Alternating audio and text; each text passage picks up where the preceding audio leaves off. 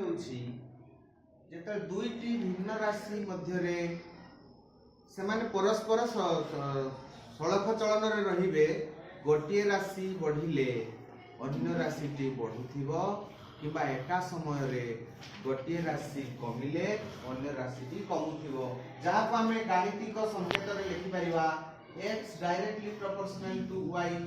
ଏବଂ ଯେହେତୁ ଏଟା y ଅଛି, ଗୁଣନ ଅଛି ଆର ପାର୍ଶ୍ୱରେ, ବାମ ପାର୍ଶ୍ୱକୁ ଆଣିଲେ x by y is equal to k, ଯାହାକୁ ଲେଖି ହେବ x1 by y1 is equal to x2 by y2 is equal to x3 by y3 ଏବଂ ଏହିପରି।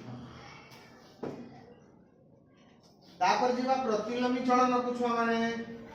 ପ୍ରତିଲୋମୀ ଚଳନ ହେଉଛି ଗୋଟିଏ ରାଶି ଯେତେବେଳେ ବଢୁଛି ସମାନ ଭାବରେ ଅନ୍ୟ ରାଶିଟି କମୁଥିବ କିମ୍ବା ଗୋଟିଏ ରାଶି କମୁଥିଲା ବେଳେ ଅନ୍ୟ ରାଶିଟି ବଢୁଥିବ।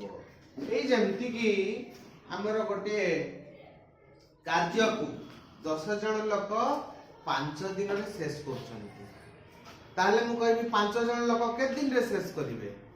କମିଯିବ।